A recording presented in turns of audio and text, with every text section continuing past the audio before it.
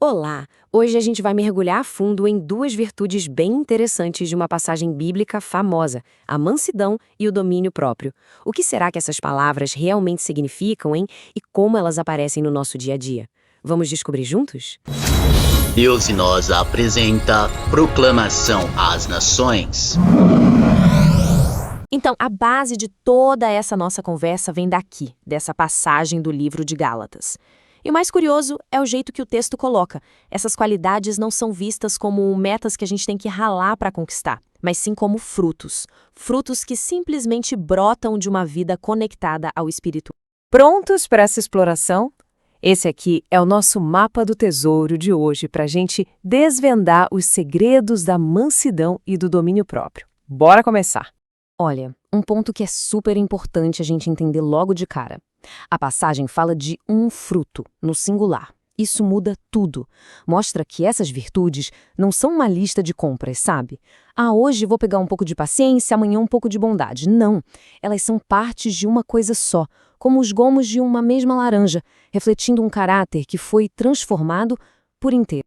Ok, vamos começar pela mansidão. Para a gente sacar o que ela significa de verdade, a gente precisa viajar um pouco no tempo, lá na raiz da palavra em grego. Estão preparados? E aqui está o pulo do gato. Praus. Essa palavra não tem nada a ver com ser fraco, com ser passivo, muito pelo contrário. Ela fala de uma força que está sob controle, de uma confiança gigante de que existe um plano maior acontecendo. Essa humildade, essa praus, ela nasce daquela crença de que até os momentos mais difíceis têm um propósito, sabe? É sobre confiar mais e lutar menos com aquilo que a gente não pode controlar. É uma entrega, não uma derrota. E olha que imagem poderosa para ilustrar isso. Imagina só a cena. Um rei que não chega com um exército barulhento, mas com uma humildade tão profunda que cumpre exatamente o que a profecia antiga dizia.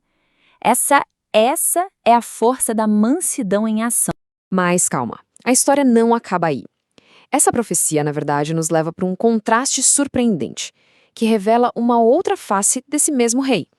Vamos ver o que a análise da fonte nos mostra sobre isso. E aqui está o grande ponto de virada. Na primeira vinda, ele é o rei servo, humilde, manso. Mas na segunda, a figura é outra. Ele retorna como um rei guerreiro, pronto para reinar com justiça e poder. São como duas faces da mesma moeda, mostrando que a mansidão tem seu tempo e seu lugar. Então, qual é a grande lição aqui? Que a mansidão não é ser passivo o tempo todo. Às vezes, ela é uma escolha estratégica, um passo pensado para um objetivo muito maior. É saber a hora de ser brisa e a hora de ser trovão.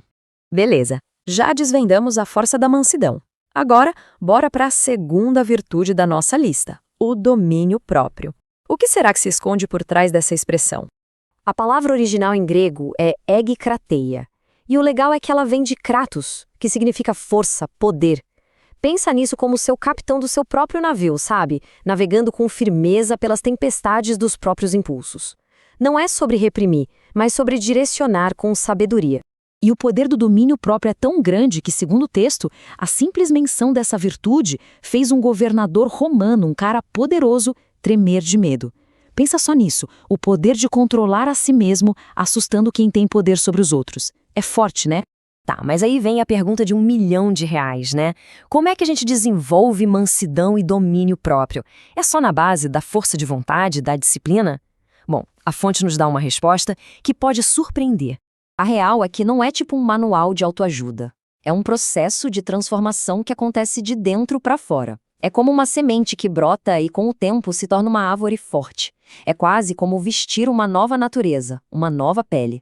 Resumindo a ópera, então, o grande segredo é este. Mansidão e domínio próprio não são troféus que a gente conquista na raça. São consequências. São os frutos que começam a aparecer quando a gente se abre para essa transformação espiritual. É deixar que um novo caráter floresça em nós.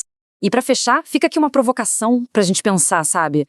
Se essa transformação toda é uma obra espiritual, um presente, qual é o nosso papel nessa história toda? Onde é que entra a nossa vontade, o nosso esforço?